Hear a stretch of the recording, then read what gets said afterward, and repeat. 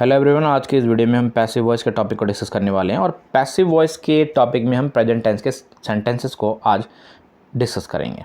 लेकिन ये सबसे पहले हम एक बहुत ही इंपॉर्टेंट पॉइंट को डिस्कस कर लें और वो इंपॉर्टेंट पॉइंट ये है कि एक्टिव और पैसिव वॉइस के सेंटेंसेस आखिर किस तरीके के सेंटेंस होते हैं। क्योंकि अक्सर मैंने ये देखा है कि स्टूडेंट जो हैं एक्टिव वॉइस और पैसिव वॉइस के सेंटेंसेस को पहचानने में कंफ्यूज हो जाते हैं। तो सबसे पहले तो हमें ये चाहिए कि हम पहचान सकें, हम जान सकें कि एक्टिव और पैसिव वॉइस में हमें के टॉपिक में हमें किस तरीके के सेंटेंस दिए जाते हैं। तो याद रखिएगा, एक्टिव वॉइस के सेंटेंसेस उस तरीके के सेंटेंस होते हैं जिस सेंटेंस में सब्जेक्ट यानी कि कर्ता बहुत ही इंपॉर्टेंट होता है और इस तरीके के वाक्य में सब्जेक्ट जरूर मौजूद होता है। जैसे कि यहाँ एग्जाम्पल दिया गया आप लोगों के लिए, he is teaching them at this time. इस वाक्य में जो हमारा सब्जेक्ट है वह है ही, और ये सेंटेंस एक एक्टिव वॉइस के सेंटेंस का एग्जाम्पल है। वहीं पैसिव वॉइस की बात करें तो पैसिव वॉइस का सेंटेंस उस तरीके का वाक्य होता है जिसमें सब्जेक्ट नहीं बल्कि ऑब्जेक्ट बड़ा इंपॉर्टेंट होता है। अब मैंने अक्सर ये देखा है कि स्टूडेंट जो है ऑब्जेक्ट को पहचानने में भी अक्सर कंफ्यूज हो जाते हैं। तो अगर आपको भी ऑब्जेक्ट को पहचानने में दिक्कत है तो आपने सिंपल ये देखना है कि अगर सेंटेंस इंग्लिश का सेंटेंस है तो आपने वहाँ देखना है कि इंग्लिश के सेंटेंस में वर्ब के तुरंत बाद जो लिखा होता है अक्सर वही हमारा ऑब्जेक्ट होता है। और अगर वाक्य हिंदी में दिया गया है तो आपने दिए गए वाक्य में जो भी वर्ब है, जो भी क्रिया, जिस क्रिया के बारे में बात की जा रही है उसके साथ आपने इनमें से कोई एक सवाल पूछना होता है, क्या, किसे, किसको और किसकी। और इन प्रश्न के उत्तर में जो भी आपको जवाब मिलेगा ना वही आपका अक्सर ऑब्जेक्ट होता है। तो ठीक है ना। तो मैंने क्या होता है कि पैसिव वॉइस के सेंटेंसेस में मैंने क्या बताया आपको कि इस तरह के सेंटेंस में सब्जेक्ट नहीं बल्कि ऑब्जेक्ट इंपॉर्टेंट होता है। और क्योंकि ऑब्जेक्ट इंपॉर्टेंट होता है तो इसलिए पैसिव वॉइस के सेंटेंस में कई बार हम सब्जेक्ट को लिखते भी नहीं हैं, और अगर हम उसे लिखते भी हैं तो इंग्लिश में हम इसे बाय के साथ लिखते हैं और हिंदी में द्वारा के साथ लिखते हैं। तो यहाँ देखिए, यहाँ पैसिव वॉइस का एक एग्जांपल लेके आया हूँ मैं आप लोगों के लिए, वो है ये सेंटेंस है, they are being taught by him at this time. तो ये वाक्य जो है ये पैसिव वॉइस का उदाहरण है। यहाँ पर दे जो है हमारा ऑब्जेक्ट है और इस वाक्य में जो बाय के साथ हिम लिखा जा रहा है ये हमारा सब्जेक्ट है। ठीक है ना। तो यहाँ सब्जेक्ट को बाय के साथ लिखा जा रहा है। तो उम्मीद करता हूँ कि आपको एक्टिव और पैसिव वॉइस के सेंटेंसेस के बेसिक कॉन्सेप्ट के बारे में तो नॉलेज हो गई होगी। अब एक्टिव और पैसिव वॉइस के टॉपिक को अच्छे ढंग से सीखने के लिए और जिस ट्रिक को मैं आज आपको बताने वाला हूँ उस ट्रिक को समझने के लिए आपको सबसे पहले केस का नॉलेज होना बहुत ज़रूरी है। केस क्या होते हैं? केस असल में जो भी हमारा पर्सन होता है, फर्स्ट पर्सन, सेकंड पर्सन और थर्ड पर्सन, इसके अलग अलग रूप होते हैं। ठीक है ना। हमें आज के टॉपिक के लिए सिर्फ और सिर्फ 3 केस को याद करने की जरूरत है, नॉमिनेटिव, पॉजेसिव और ऑब्जेक्टिव।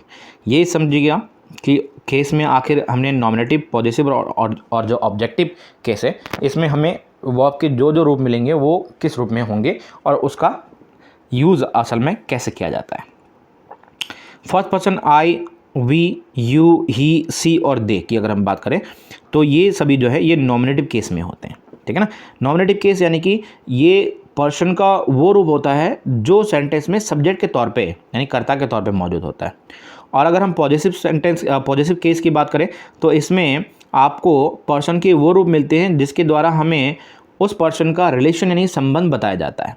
और ऑब्जेक्टिव केस की बात करें तो ऑब्जेक्टिव केस में हमें ये बताया जाता है कि भाई जब पर्सन पर असर पड़ेगा, किसी तरीके का इफेक्ट पड़ेगा, तो भाई वो किस रूप में वहाँ मौजूद होगा। तो आइए हम फर्स्ट पर्सन, सेकंड पर्सन और थर्ड पर्सन के नॉमिनेटिव, पॉजिटिव और ऑब्जेक्टिव केस को जान लें। मैं चाहूँगा कि आप सबसे पहले इस का एक स्क्रीनशॉट ले लें, क्योंकि मैंने यहाँ पे सिर्फ और सिर्फ पर्सन के अलग अलग केस को नहीं बताया बल्कि उनका हिंदी में भी अर्थ यहाँ पर लिख दिया है। ठीक है ना। तो आपको क्या याद करना, आपको बस इतना याद करना है कि अगर कोई आपसे पूछे कि भाई आई जो है फर्स्ट पर्सन वो किस केस में होता है तो आपने बता देना है कि वो नॉमिनेटिव केस में होता है। और अगर आपसे पूछा जाए कि भाई आई का पॉजिटिव केस क्या होता है तो आपने बता देना है कि इसका पॉजिटिव केस माई होता है और आई का ऑब्जेक्टिव केस होता है मी। आपको ये याद होना चाहिए। इसी तरीके से आपको ये भी जानना होगा, आपको ये भी बताना होगा कि भाई जब भी कोई आपसे पूछे कि भाई वी की बात करें, यू की बात करें, ही की बात करें, सी की बात करें या दे की बात करें तो उनके नॉमिनेटिव केस कौन से होते हैं, पॉजिटिव केस कौन से होते हैं और ऑब्जेक्टिव केस कौन से होते हैं। तो बता दूं, वी जो है ये नॉमिनेटिव केस में होता है, इसका पॉजिटिव केस आवर होता है और ऑब्जेक्टिव केस होता है अस। यू नॉमिनेटिव केस में होता है, योर पॉजिटिव केस में होता है और यू भी हमारा ऑब्जेक्टिव केस में ही होता है। ही नॉमिनेटिव केस में होता है, इसका पॉजिटिव केस हिज होता है और इसका ऑब्जेक्टिव केस होता है हिम। सी नॉमिनेटिव केस में होता है, इसका पॉजिटिव केस हर होता है और इसका ऑब्जेक्टिव केस भी हर ही होता है। बात करें दे की तो दे नॉमिनेटिव केस में होता है, इसका पॉजिटिव केस देर होता है और इसका ऑब्जेक्टिव केस होता है देम। तो आपने करना क्या है याद रखिएगा।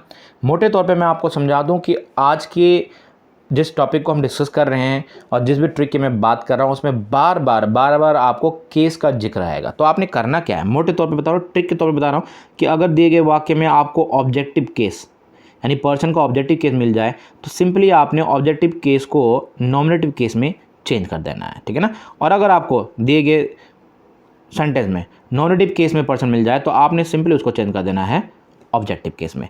यानी कि अगर आपको सेंटेंस में दिए गए सेंटेंस में अगर मी मिल रहा है तो आपने उसको आई में चेंज कर देना है, और आपको सी मिल रहा है तो आपने हर में चेंज कर देना है। सिंपली बस आपने इतना ही करना है, ठीक है ना। ये आपको ट्रिक के तौर पे मोटे तौर पे मैं बता रहा हूँ। और अगर आपको पॉजिटिव केस यानी पर्सन का पॉजिटिव केस मिल जाए तो आपने उसको बिल्कुल भी चेंज नहीं करना है, इसको आपने वैसे का वैसे रहना देना है। और अगर आपको दिए गए सेंटेंस में ऑब्जेक्ट के तौर पे किसी एनिमल या थिंग्स के बारे में बताया जाए जैसे book, newspaper, dog, horse etcetera, तो आपने उसको भी चेंज नहीं करना, आपने उसको भी वैसे का वैसा ही रहने देना है, ठीक है ना। आइए अब बात करते हैं उस ट्रिक की जिसके बारे में मैं आपको बता रहा हूँ।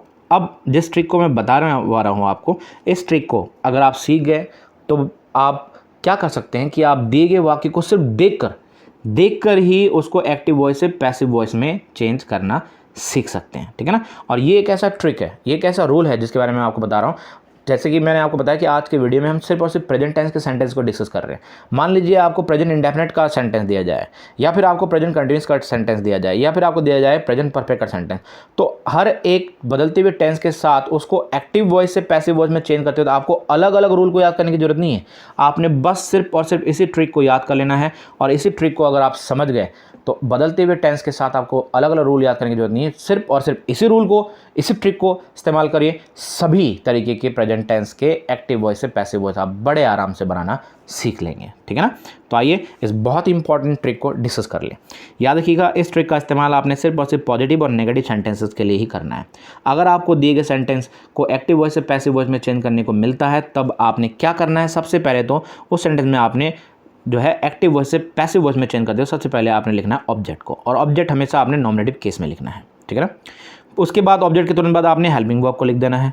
उसके बाद आपने पॉइंट नंबर 3 में मेन वर्ब को लिखना है, और याद रखिएगा पैसिव वॉइस में सिर्फ और सिर्फ वर्ब की थर्ड फॉर्म का इस्तेमाल करते हैं। उसके बाद पॉइंट नंबर 4 में हम यूज़ करते हैं बाय प्लस सब्जेक्ट को, और याद रखिएगा सब्जेक्ट हमेशा ऑब्जेक्टिव केस में होगा। सबसे आखिर में हम लिखते हैं रिमेनिंग को।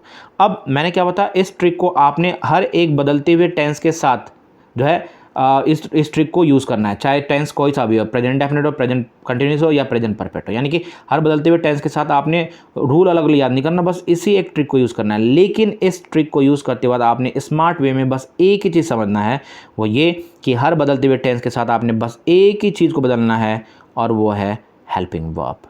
इसके अलावा object, main verb, Y plus subject या रिमेनिंग को आपने नहीं बदलना, वो वैसे का वैसा ही रहेगा एक्टिव वॉइस से पैसिव वॉइस में चेंज करते वक्त।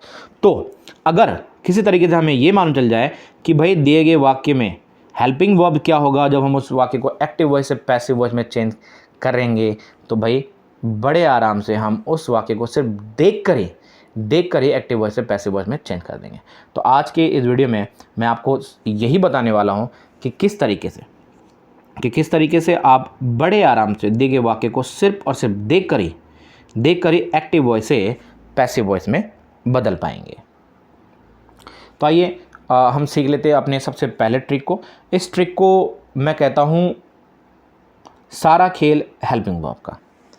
बिल्कुल, ये जो ट्रिक है इसको समझने के लिए सारा का जो खेल है हेल्पिंग वर्ब का ही। यानी कि अगर आप ये समझ गए कि एक्टिव वॉइस से पैसिव वॉइस में चेंज करते वक्त किस हेल्पिंग वर्ब का आपने इस्तेमाल करना है, तो पूरा का पूरा जो कॉन्सेप्ट है आपको क्लियर हो जाएगा। तो याद रखिएगा, ट्रिक नंबर 1 के तौर पे अगर आपको कभी भी दिए गए सेंटेंस में एक्टिव वॉइस में कभी भी अगर आपको सब्जेक्ट के साथ वर्ब की फर्स्ट फॉर्म या वर्ब की फर्स्ट फॉर्म के साथ SES या IES मिल जाए, तो इस सेंटेंस को एक्टिव से पैसिव वॉइस में चेंज करते वक्त जिस हेल्पिंग वर्ब का आपने इस्तेमाल करना है वह है इज, एम या आर में से कोई एक, ठीक है ना।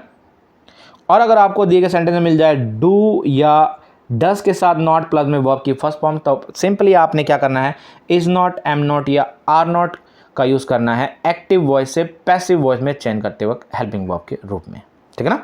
और अगर आप इस तरीके के सेंटेंस को सिर्फ देख कर ही ये अंदाज़ा लगा लेंगे, ये पता लगा लेंगे भाई एक्टिव वॉइस से पैसिव वॉइस में चेंज कर दे क्या हेल्पिंग वर्ब आएगा, तो इस तरीके के सेंटेंस तो आप बड़े आराम से एक्टिव वॉइस से पैसिव वॉइस में चेंज कर लेंगे, क्योंकि इसका बाकी का रूल तो मैं ट्रिक के तौर पे स्मार्ट ट्रिक के रूप में आपको ऑलरेडी बता चुका हूँ।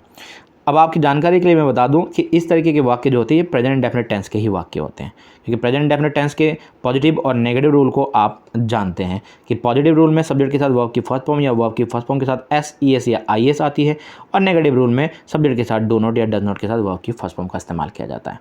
तो आइए इस ट्रिक का यूज़ करते हुए हम देखेंगे कि किस तरीके से हम इस तरीके के सेंटेंस अगर हमें मिले तो हमने उसको एक्टिव वॉइस से पैसिव वॉइस में चेंज करना है। तो मैंने क्या कहा, आपको जब भी कोई सेंटेंस दिया जाए, जैसे कि यहाँ सेंटेंस दिया गया आई टीच देम एवरी मॉर्निंग, तो आपने क्या करना है, सबसे पहले तो इस वाक्य को एक्टिव वॉइस से पैसिव वॉइस में चेंज करते हो तो आपने सबसे पहले वाक्य को पढ़ना है, बारीकी से पढ़ना है और ये ध्यान लगाना है, समझना है कि इस सेंटेंस को एक्टिव वॉइस से पैसिव वॉइस में चेंज करते हो तो हमारा हेल्पिंग वर्ब क्या होगा, क्योंकि हमें सिर्फ हेल्पिंग वर्ब के बारे में नॉलेज नहीं है, अदरवाइज़ मैं आपको सारे के सारे पॉइंट को बता चुका हूँ स्मार्ट ट्रिक के रूप में कि सबसे पहले हमने ऑब्जेक्ट को लिखना होता है, उसके बाद हमने हेल्पिंग वर्ब को लिखना होता है, उसके बाद हमने मेन वर्ब के तौर पे वर्ब की थर्ड फॉर्म को लिखना होता है, फिर हम बाय प्लस सब्जेक्ट को लिखते हैं और फिर सबसे आखिर में लिखते हैं रिमेनिंग को। हमें ये सारी चीज़ें मालूम है, सिर्फ हमें ये नहीं मालूम है कि दिए गए वाक्य को एक्टिव वॉइस से पैसिव वॉइस में चेंज करते हो तो हमें जो है हेल्पिंग वर्ब क्या यूज़ करना है। तो आइए इस सेंटेंस को देखते हैं और देख कर अंदाज़ा लगाएंगे कि भाई पता करेंगे कि भाई यहाँ हेल्पिंग वर्ब क्या आएगा। तो देखिए ये जो सेंटेंस है, इस सेंटेंस को अगर देखें तो यहाँ सब्जेक्ट के साथ वर्ब की फर्स्ट फॉर्म आ रही है।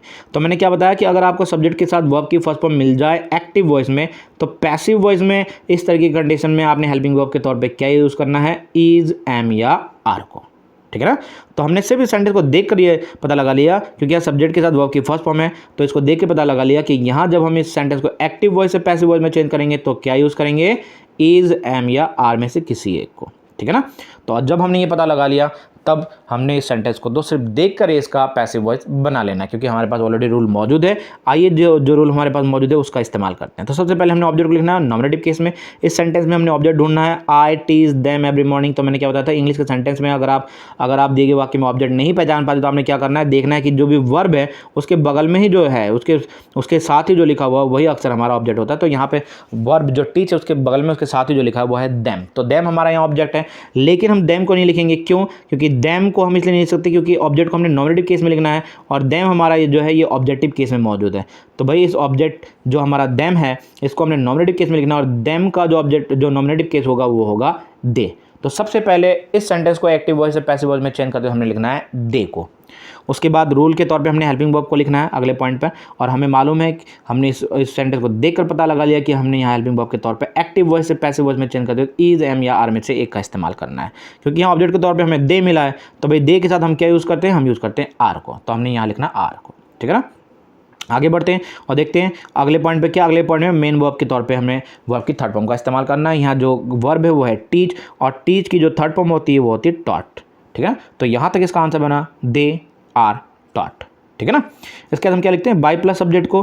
तो भाई बाई प्लस सब्जेक्ट को लिखेंगे हम, लेकिन सब्जेक्ट किस केस में होना चाहिए, हमारा ऑब्जेक्टिव केस में होना चाहिए। यहाँ सब्जेक्ट है हमारा आई, तो देखिए जो सब्जेक्ट है जो आई ये नॉमिनेटिव केस में है तो हम इसको यूज़ नहीं कर सकते क्योंकि हमें ये ऑब्जेक्टिव केस में चाहिए। तो जो आई का ऑब्जेक्टिव केस होता है वो होता है मी, लेकिन हम सिर्फ मी को नहीं लिखेंगे, हम यहाँ इसके साथ में बाई भी लिखेंगे तो ये हो जाएगा बाई मी। और सबसे आखिर में इसके बाद हमने रिमेनिंग को लिखना, और रिमेनिंग में जो बचा है वो है एवरी मॉर्निंग, तो हमने इसको यहाँ लिख दिया। तो इस तरीके से स्टेप बाय स्टेप जो हमने इस ट्रिक को यूज़ करा उसको यूज़ करते हुए जो ये सेंटेंस है I teach them every morning, इसका जो पैसिव वॉइस बना वो बना they are taught by me every morning, और इसी को मैंने यहाँ लिख दिया है। तो देखा आपने किस तरह से हमने बड़े आराम से इस तरीके के सेंटेंस को सिर्फ और सिर्फ देख कर ये बता दिया कि भाई इसका जो पैसिव वॉइस क्या होगा। तो आइए इसी तरीके के सेंटेंस को और भी सीखते हैं, और अब हम बात करते हैं अपने अगले ट्रिक को, ट्रिक नंबर 2 को। तो ट्रिक नंबर 2 का यूज़ आपने जिस तरीके के सेंटेंस के साथ करना है, याद रखिएगा उस तरीके के सेंटेंस में आपने एक बात बड़े ही अच्छे तरीके से याद कर लेना है, समझ लेना है कि जिस तरीके के सेंटेंस की मैं बात कर रहा हूँ उस तरीके के सेंटेंस को जब आपने एक्टिव वॉइस से पैसिव वॉइस में चेंज करना है तो वहाँ आपने हेल्पिंग वर्ब के साथ जो कि हमें ऑब्जेक्ट के अकॉर्डिंग लगाना है पैसिव वॉइस में, उसके साथ आपने क्या करना है, सिर्फ और सिर्फ बीइंग को लिख देना है जब आप एक्टिव वॉइस से पैसिव वॉइस में चेंज करेंगे। तो आइए देखते हैं कि किस तरीके के सेंटेंस जब हमें एक्टिव वॉइस में मिले तो हमने इस ट्रिक का यूज़ करना है। अगर आपको दिए गए सेंटेंस में एक्टिव वॉइस में मिल जाए इज, एम, आर के साथ वर्ब की फर्स्ट फॉर्म प्लस आएंगी, तब आपने पैसिव वॉइस में वहाँ पर हेल्पिंग वर्ब के तौर पे लिख देना है इज बीइंग, एम बीइंग या आर बीइंग को। ठीक है ना। और अगर आपको इज नॉट, एम नॉट या आर नॉट के साथ वर्ब की फर्स्ट फॉर्म प्लस आईएनजी मिल जाए तो आपने सिंपली क्या कर देना है, इज, एम, आर के साथ नॉट बीइंग का इस्तेमाल कर देना है। ठीक है ना। अब आपको मालूम होगा कि भाई इस तरीके के सेंटेंस आपको प्रेजेंट कंटिन्यूअस टेंस के टॉपिक में मिलते हैं। अब मैं आपको अंग्रेजी ज्ञान एक टिप देता हूँ जिसके जरिए आप समझ जाएंगे कि भाई यहाँ बीइंग का इस्तेमाल क्यों करना है, क्योंकि कई बार अक्सर मैंने ये देखा कि स्टूडेंट जो है वो बीइंग का इस्तेमाल करना भूल जाते हैं एक्टिव वॉइस से पैसिव वॉइस में इस तरीके के सेंटेंस को चेंज करते हो। तो आपने एक ट्रिक याद करना है, उस ट्रिक को अगर याद करेंगे तो आप कभी भी नहीं बोलेंगे कि इस तरीके के सेंटेंस में आपने बीइंग का भी इस्तेमाल करना है एक्टिव वॉइस से पैसिव वॉइस में चेंज करते हो। आप देखेंगे कि इस तरीके के सेंटेंस में मैंने क्या बताया था कि इस तरीके के सेंटेंस में सवाल में भी वर्ब की फर्स्ट फॉर्म प्लस सवाल में क्या है वर्ब की फर्स्ट फॉर्म प्लस आईएनजी का इस्तेमाल किया है। तो आपने क्या करना है, ट्रिक के तौर पे बता रहा हूँ कि आंसर में भी इस तरीके के सेंटेंस में जब आप पैसिव वॉइस में चेंज करेंगे तो वहाँ पर भी आईएनजी का प्रयोग करना है। लेकिन फ़र्क इतना है, यहाँ आपने वर्ब के साथ आईएनजी फॉर्म का यूज़ किया, यहाँ आपने वर्ब नहीं बल्कि हेल्पिंग वर्ब, जो पैसिव वॉइस में जो हेल्पिंग वर्ब है उसके बाद आपने आईएनजी का प्रयोग करना है। यानी कि इज एम आर और प्लस में आपने आईएनजी का इस्तेमाल करना है किसके साथ, बी के साथ, बस बी प्लस आईएनजी और ये बन जाएगा बीइंग। तो इस तरीके से आप कभी भी नहीं बोलेंगे, क्योंकि यहाँ सेंटेंस में भी सवाल में भी आईएनजी का प्रयोग किया जा रहा है तो आंसर में भी हम आईएनजी का प्रयोग करेंगे। फ़र्क इतना है कि इसमें हमने एक्टिव वॉइस में वर्ब के साथ आईएनजी का प्रयोग कर रहे हैं और यहाँ पे हम पैसिव वॉइस में चेंज करते हैं तो हेल्पिंग वर्ब के बाद बी प्लस आईएनजी का प्रयोग करेंगे। ठीक है, तो इस ट्रिक को भी समझ लेने के बाद आइए इसी तरीके के सेंटेंस को हम डिस्कस कर लेंगे और जानेंगे कि भाई किस तरीके से इस तरीके के सेंटेंस को, अगर इस तरीके के सेंटेंस हमें दिए गए वाक्य में मिलते हैं तो हम उसको देख कर ही एक्टिव से पैसिव वॉइस में कैसे बना लेंगे। तो देखिए यहाँ पे सवाल है they are beating him at this time. तो इस सवाल इस वाक्य में देखिएगा आर के साथ आईएनजी आ रहा है। तो मैंने बताया कि is being is am are के साथ अगर वर्ब की फर्स्ट फॉर्म प्लस आईएनजी मिल जाए तो हमने करना क्या है, वहाँ हेल्पिंग वर्ब के तौर पर मैंने क्या बताया था आपको, इज बीइंग, एम बीइंग या आर बीइंग का इस्तेमाल करना है। क्योंकि इस सेंटेंस को देखकर हम इस बात को पता लगा चुके हैं कि भाई इस एक्टिव वॉइस को चेंज करते वक्त, पैसिव वॉइस में चेंज करते वक्त हमने किस हेल्पिंग वर्ब का पता को यूज़ करना है। तो भाई ये सेंटेंस तो हमारा इसको देखकर ही बन गया इसका आंसर एक्टिव वॉइस से पैसिव वॉइस। क्यों? क्योंकि उसके लिए तो हमारे पास रूल ऑलरेडी मौजूद है जो कि स्मार्ट ट्रिक के तौर पर मैं आपको दे चुका हूँ। तो मैंने क्या बताया था, इस तरह के सेंटेंस सबसे पहले आपने ऑब्जेक्ट को लिखना है। तो आइए इस वाक्य में ऑब्जेक्ट ढूंढेंगे। ऑब्जेक्ट है हमारा हिम, लेकिन हिम क्योंकि ऑब्जेक्टिव केस में है तो हम पहले इसको नॉमिनेटिव केस में बदलेंगे और ये बन जाएगा ही। उसके बाद मैंने क्या बताया, इस तरीके के सेंटेंस में आपको इज बीइंग, एम बीइंग या आर बीइंग का, इज बीइंग, एम बीइंग या आर बीइंग का यूज़ करना है। तो ही के साथ इज बीइंग का इस्तेमाल करते हैं तो ये मैंने लिख दिया हेल्पिंग वर्ब के तौर पे।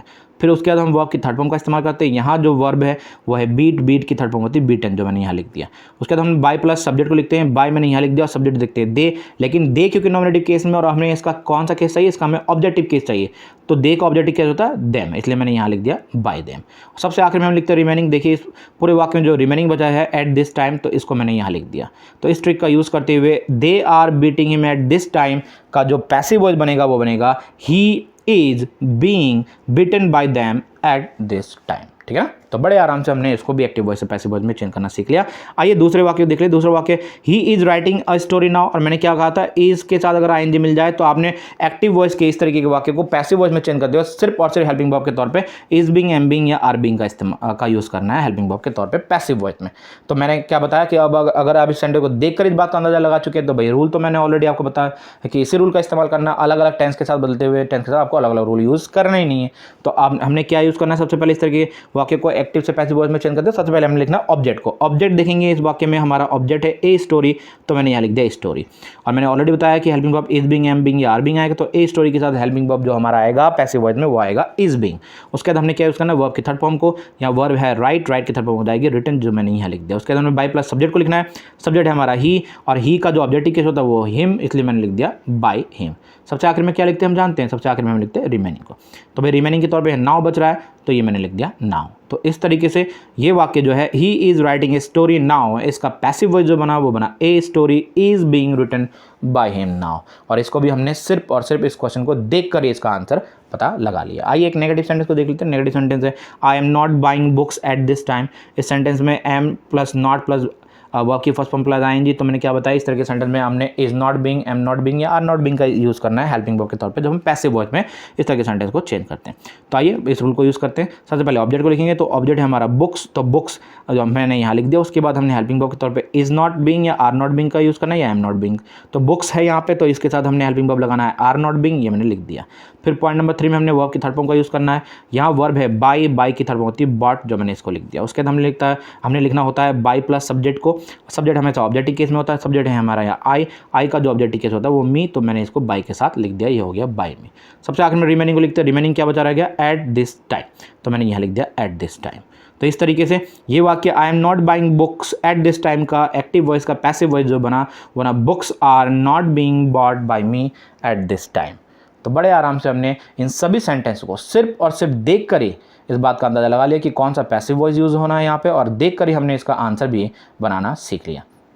आइए अब बात कर लेते हैं अपने आखिरी ट्रिक की, अपने तीसरे ट्रिक की। जिस तरीके के ट्रिक को यूज़ करते हुए आपने क्या करना है कि अगर आपको इस तरीके की कंडीशन मिल जाए जो मैं अब आपको बताने वाला हूँ, तो उस तरीके की कंडीशन में आपने क्या करना है, आपको एक्टिव वॉइस से पैसिव वॉइस में चेंज करते हो तो हेल्पिंग वर्ब तो यूज़ करना ही करना है अकॉर्डिंग टू ऑब्जेक्ट, और साथ में आपने उस तरीके के एक्टिव वॉइस से पैसिव वॉइस में चेंज करते हुए जो आप हेल्पिंग वर्ब का यूज़ करेंगे वहाँ साथ में आपने लगाना है बीन को। ठीक है ना। आइए देखते हैं किस तरीके के सेंटेंस आपको मिलते हैं। तो अगर आपको दिख जाए कि सेंटेंस में आपको हैज़ या हैव के साथ वर्ब की थर्ड फॉर्म, ठीक है ना, तो इस तरीके के एक्टिव वॉइस के सेंटेंस को पैसिव वॉइस में चेंज कर दिया तो आपने क्या कर देना है, हैज़ बीन या हैव बीन का आपने इस्तेमाल कर देना है पैसिव वॉइस में हेल्पिंग वर्ब के तौर पे। अगर आपको हैज़ नॉट या हैव नॉट के साथ थर्ड फॉर्म मिल जाए तो आपने क्या करना है, हैज़ नॉट बीन या हैव नॉट बीन को लिख देना है। अब आप जानते हैं कि इस तरह की कंडीशन आपको प्रेजेंट परफेक्ट टेंस में मिलते हैं, ठीक है ना। तो आपको मैं बता दूं कि भाई अंग्रेजी ज्ञान टिप के रूप में कि आपने यहाँ पे बिन का ही प्रयोग क्यों करना है, ठीक है ना। अब एक मैं आपको ट्रिक बता रहा हूँ जिससे आप कभी नहीं बोलेंगे कि इस तरीके के सेंटेंस में आपने बिन का यूज़ करना है, ठीक है ना। वो ट्रिक क्या, ध्यान समझिएगा।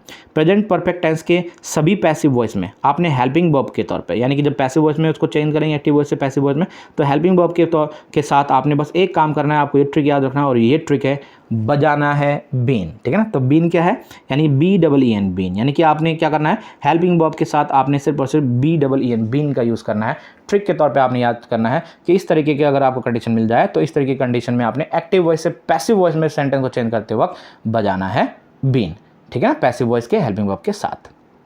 तो आइए जब इस चीज़ को भी हम समझ चुके हैं तो इसी तरीके के सेंटेंसेस को भी एक्टिव वॉइस से पैसिव वॉइस में चेंज करना सीखते हैं। और इसके लिए हमने क्या करना है, सिर्फ और सिर्फ क्वेश्चन को बारीकी से पढ़ना है, देखना है और समझ लेना है कि भाई किस तरीके के हेल्पिंग वर्ब का, किस हेल्पिंग वर्ब का हमने इस्तेमाल करना है पैसिव वॉइस में चेंज करते हो तो उस तरीके के एक्टिव वॉइस को, ठीक है ना। तो देखिए यहाँ पे सवाल है, यहाँ जो क्वेश्चन है ये है, ही has won a gold medal in the competition, और यहाँ पर क्या आया, हैज़ के साथ वर्ब की थर्ड फॉर्म। तो मैंने क्या होता है, अगर आपको हैज़ के साथ थर्ड फॉर्म मिल जाए या वर्ब या हैव के साथ थर्ड फॉर्म मिल जाए तो आपने पैसिव वॉइस में क्या यूज़ करना है, या तो हैज़ बीन का यूज़ करना है या हैव बीन का यूज़ करना है हेल्पिंग वर्ब के तौर पे। तो जब इस सेंटेंस को देखकर हमने इस बात को अंदाजा लगा लिया कि भाई हमारा पैसिव वॉइस क्या, पैसिव वॉइस में हमारा हेल्पिंग वर्ब क्या होगा, तो भाई रूल तो हमारे पास ऑलरेडी मौजूद है। तो ये इस सेंटेंस का एक्टिव वॉइस से पैसिव वॉइस तो हमने ऐसे बना लिया। तो हमने क्या करना है, सबसे पहले हमने ऑब्जेक्ट को लिखना है। इस वाक्य में जो ऑब्जेक्ट है हमारा एक गोल्ड मेडल, तो मैंने इसको यहाँ लिख दिया। उसके बाद हमने हेल्पिंग वर्ब को लिखना होता है। हेल्पिंग वर्ब मैं आपको बता चुका हूँ, सेंटेंस को देखकर हमने पता लगा लिया कि हेल्पिंग वर्ब आएगा हैज़ बीन या हैव बीन। तो एक गोल्ड मेडल के साथ जो हेल्पिंग वर्ब आएगा वो आएगा हैज़ बीन। उसके बाद हमने वर्ब की थर्ड फॉर्म का इस्तेमाल करना है। यहाँ मैं आपको ऑलरेडी बता चुका हूँ कि इस तरीके के सेंटेंस में ऑलरेडी आपको वर्ब की थर्ड फॉर्म मिलती है, तो आपने उसी वर्ब की फॉर्म को यहाँ लिख देना। तो ये वॉन मैंने लिख दिया वर्ब की थर्ड फॉर्म के तौर पर। फिर हम लिखेंगे बाय प्लस सब्जेक्ट को। यहाँ सब्जेक्ट है ही, और ही किस जो हमारा सब्जेक्ट है वो किस केस में होना चाहिए, ऑब्जेक्टिव केस में। तो ही का ऑब्जेक्टिव केस होता है हिम, तो ये हो गया बाय हिम। उसके बाद हम रिमेनिंग को लिखते हैं। इस पूरे सेंटेंस में जो हमें रिमेनिंग के तौर पे जो बचा हुआ मिला है वो है इन द कंपटीशन, जो कि मैंने यहाँ लिख दिया। इस तरीके से he has won a gold medal in the competition, इस वाक्य को सिर्फ देखकर इस वाक्य का एक्टिव वॉइस से पैसिव वॉइस जो हमने बनाना सीखा वो बनाना सीखा, a gold medal has been won by him in the competition, ठीक है। तो इस तरीके से हमने बड़े आराम से इस वाक्य को एक्टिव वॉइस से पैसिव वॉइस में बनाना सीख लिया। आइए अब कुछ और वाक्य को देखते हैं, पॉजिटिव और नेगेटिव वाक्य को। तो यहाँ एक वाक्य और है, आई have lost my purse in the playground. तो यहाँ पर भी ये लिखा हुआ है हैव के साथ वर्ब की थर्ड फॉर्म। तो हमने क्या यूज़ करना है, एक्टिव वॉइस से पैसिव वॉइस में चेंज करते हुए इसके पैसिव वॉइस में हमने हेल्पिंग वर्ब के तौर पे हैज़ बीन या हैव बीन का यूज़ करना है। तो सबसे पहले हम ऑब्जेक्ट को लिखेंगे। ऑब्जेक्ट है माई पर्स, क्योंकि माई जो है हमारा पॉजिटिव केस है, मैंने बताया था पॉजिटिव केस कभी भी नहीं बदलता है, तो माई का माई रहेगा, ये माई पर्स, ठीक है ना। अब हमने क्या करना है, यहाँ पे हैज़ बीन या हैव बीन का यूज़ करना है। तो माई पर्स के साथ हम हैज़ बीन का यूज़ करेंगे क्योंकि ये हमारा सिंगुलर जो है ऑब्जेक्ट है यहाँ पे, ठीक है ना। उसके बाद हमने क्या यूज़ करना है, पॉइंट नंबर 3 में वर्ब की थर्ड फॉर्म का। तो यहाँ जो वर्ब मिला हमें लॉस्ट, तो यही थर्ड फॉर्म है, हमने इसको लिख देना है। उसके बाद हमने बाय प्लस सब्जेक्ट को लिखना है। बाय प्लस सब्जेक्ट को लिखते वक्त हमें ध्यान देना है कि सब्जेक्ट हमेशा ऑब्जेक्टिव केस में आएगा। तो यहाँ जो सब्जेक्ट है हमारा आई का ऑब्जेक्टिव केस हो जाएगा मी, इसलिए बन जाएगा बाय मी। सबसे आखिर में रिमेनिंग को लिखेंगे। रिमेनिंग बचा रहेगा इन द प्लेग्राउंड, जो मैंने आखिर में लिख दिया। इस तरीके से I have lost my purse in the playground, इस एक्टिव वॉइस का जो पैसिव वॉइस बनेगा वो बनेगा my purse has been lost by me in the playground, ठीक है ना। आइए आखिरी सेंटेंस को देख लेते हैं जो कि एक नेगेटिव सेंटेंस है। ये सेंटेंस है he has not attended the class yet. अब इस सेंटेंस को देखकर हमने अंदाजा लगा लेना कि भाई एक्टिव वॉइस से पैसिव वॉइस में चेंज करते इसका हेल्पिंग वर्ब क्या होगा। तो देखिए यहाँ पे लिखा है हैज़ नॉट के बाद वर्ब की थर्ड फॉर्म। तो मैंने बताया कि हैज़ नॉट के बाद वर्ब की थर्ड फॉर्म या हैव नॉट के साथ वर्ब की थर्ड फॉर्म मिल जाए तो आपने क्या यूज़ करना है, पैसिव वॉइस में इसको चेंज करते हुए हेल्पिंग वर्ब के तौर पे आपने लिखना हैज़ नॉट बीन या हैव नॉट बीन, ठीक है ना। तो आइए इसी को हेल्पिंग वर्ब को यूज़ करेंगे और सबसे पहले रूल में ऑब्जेक्ट को लिखेंगे। तो इस वाक्य में ऑब्जेक्ट जो है हमारा वो है द क्लास, तो द क्लास में लिख दिया, इसके साथ हेल्पिंग वर्ब आएगा हमारा हैज़ नॉट बीन। उसके बाद हमने वर्ब की थर्ड फॉर्म को यूज़ करना, वर्ब जो है यहाँ पे अटेंडेड, ये मैंने लिख दिया। उसके बाद बाई प्लस सब्जेक्ट को लिखेंगे, भाई सब्जेक्ट हमारा ही है, ही नॉमिनेटिव केस में, ऑब्जेक्टिव केस हो जाएगा इसका हिम, तो मैंने लिख दिया बाय हिम। सबसे आखिर में रिमेनिंग को लिखेंगे, रिमेनिंग बच गया येट, तो मैंने इसको भी लिख दिया। इस तरीके से बड़े आराम से ये वाला जो वाक्य है, he has not attended the class yet, इसको देख कर ही हमने इसका जो आंसर बनाना, यानी कि एक्टिव वॉइस से पैसिव वॉइस में जो बनाना सीख लिया, वो बनाना सीख लिया कि इसका आंसर होगा the class has not been attended by him yet, ठीक है ना।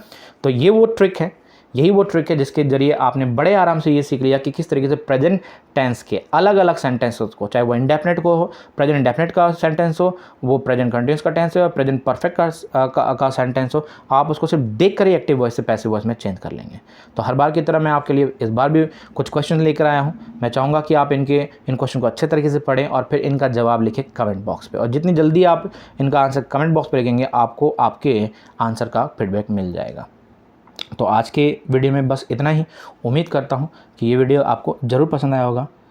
आज के क्लास में इतना ही। Thank you very much, have a great day. बस